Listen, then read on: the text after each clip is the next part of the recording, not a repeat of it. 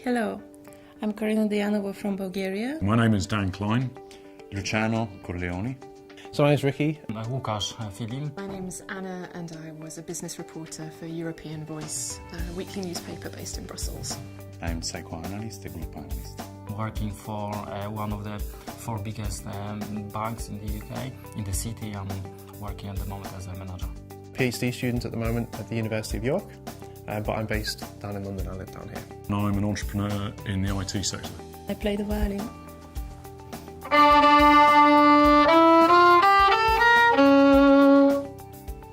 What made me decide to move country? I was asked by work to go and work in France and then decided to move, and I'd worked in a number of countries before France and it appealed to me to settle down. I decided to come in England because I really fancied the vivid atmosphere here.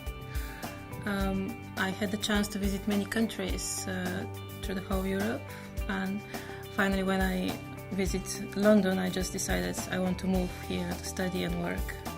What made me decide to move out there was that I had graduated in French and Spanish and didn't know really how to use my languages, so a friend of mine was living in Paris at the time and she said that she had a good job and invited me out, so I packed my bags and got on Eurostar.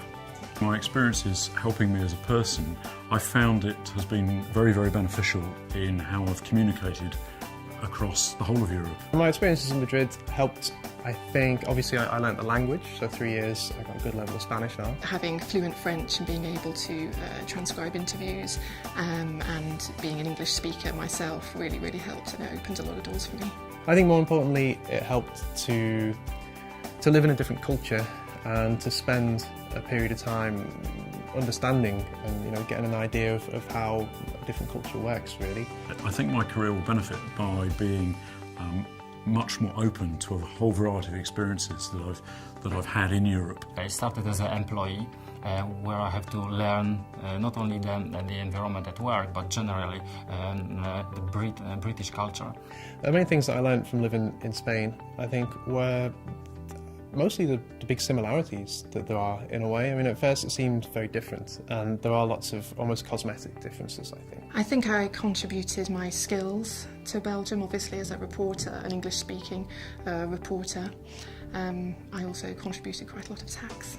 My talent to play and to be able to play in the concerts with many different orchestras, also to have my private students, violin and piano.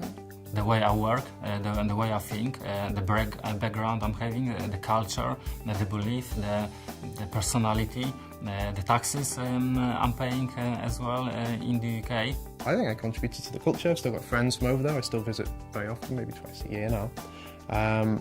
And so, yeah, I think those would be the main things. The right to move around Europe is extremely important to me, both personally because my husband is French-speaking Belgian, and I'd like to think that if we needed to move back to Belgium or anywhere else in the EU, we'd be able to. The right to move around Europe is incredibly important to me because it allows a whole variety of experiences. It allows you to go where the work is, and it allows you to cooperate with people without that fear of needing to get a visa every time the French come to London, or I go to France, or a German friend of mine comes over to see me for work. So I think it's incredibly important to us.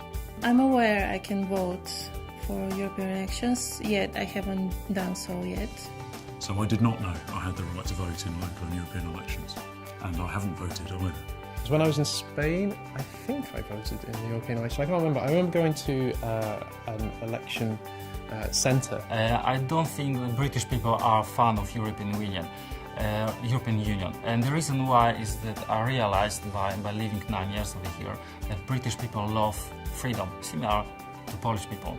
And when the European Union started getting a little bit limitations on different aspects of life, that's where they are not happy. I think there's quite a lot of variation in the way that people in the UK view the EU, and that it's not really brought out a lot in public. There's not really so much public debate about it. I think the people see the EU as a very huge and big institution, very confused sometimes. So it's not very close to the normal people like me.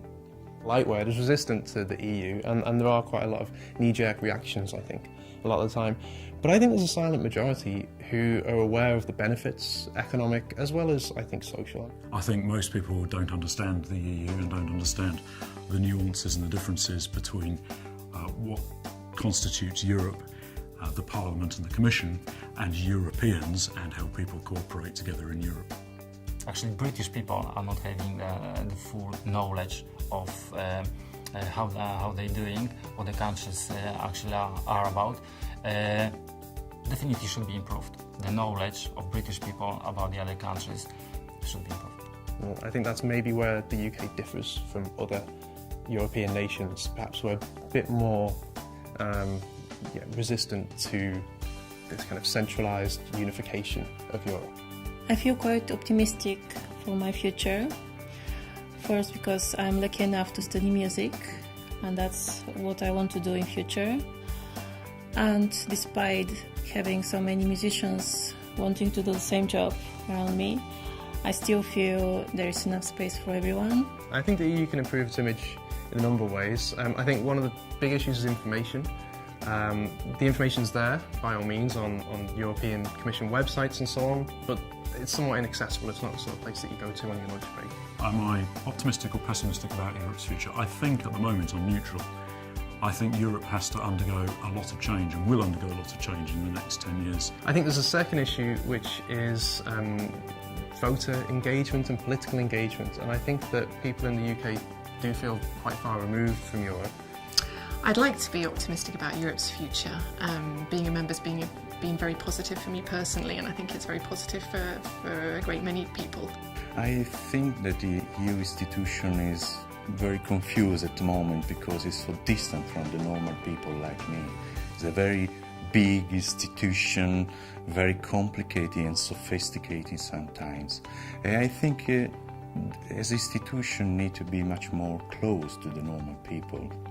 I feel optimistic about Europe's future because I think European Union is great as it is. My children speak both French and English quite fluently, and I'd like to think that they could double their opportunities to study either in a French-speaking country or to stay in the UK as they wanted to.